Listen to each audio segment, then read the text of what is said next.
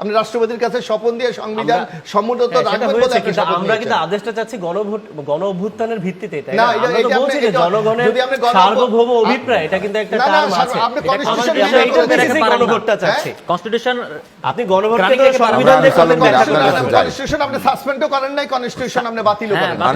সুতরাং এটা সংবিধানকে আপনি অপব্যাখ্যা দিলে তো হবে না। আমরা এখন যে কাজগুলি হচ্ছে সংবিধানের ফ্রেমওয়ার্কের মধ্যে, আর আমি যেটা বাইরে হচ্ছে তার জন্য তো আমি গণভোটে যাচ্ছি, যাতে জনগণের ম্যান্ডেটটা আমি নিতে পারি।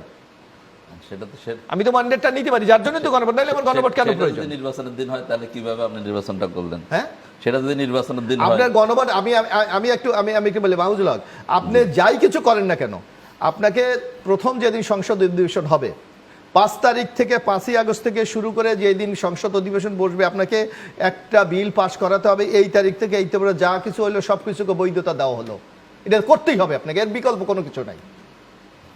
আপনাকে এটা করতেই হবে, কনস্টিটিউশন অ্যামেন্ডমেন্ট আনতেই হবে, এইটার বাইরে যাওয়ার আপনার কোনো সুযোগ নাই। সুতরাং আপনি এখন যা কিছু করেন এইটা বৈধতার জন্যই তো গণভোট এবং পরবর্তী পার্লামেন্ট।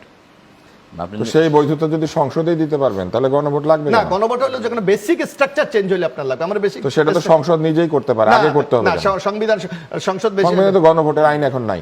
সেটা আমি এর জন্যই তো প্রবর্তন করছি। আমি তো সেটাও বলছি তো আপনি প্রবর্তন করছেন, এর আদেশ জন্যই- বলে, সংবিধানে তো নাই। এর জন্য তো তুষার ভাই, এর জন্যই আপনাকে একটা অ্যামেন্ডমেন্ট আনতে হবে যে 5ই আগস্ট থেকে শুরু করে যেই দিন সংসদ অধিবেশন বসবে এই ডেট থেকে এই ডেট পর্যন্ত যত কার্যক্রম হইলো সবগুলিকে এই সংসদ তো বৈধতা সবকিছু দিচ্ছে। যদি বৈধতা দিয়েই দেন, হ্যাঁ।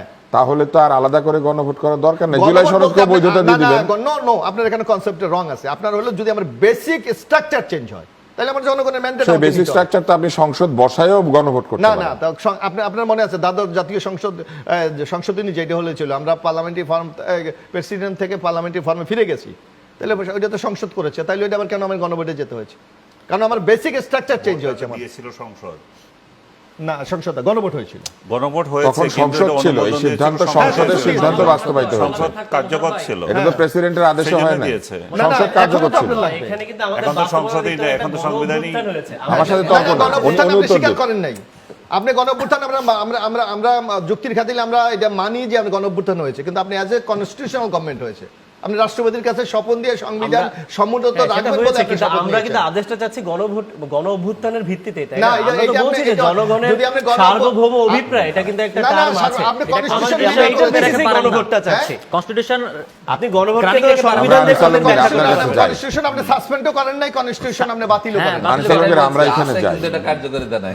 না, কে বলছে কেন এটা? কার্যকারিতা নাই? সব সকল কিছু অধিকার আচ্ছা, আছে অনুযায়ী। আমরা যদি নিজেরা আপনার নিজেরা নিয়োগকে তর্ক দিচ্ছে। করি না, তাহলে না, এটা এটা যাবে না। কনস্টিটিউশনাল রাইট, আপনি তর্কের আসতেছি। বিষয় না।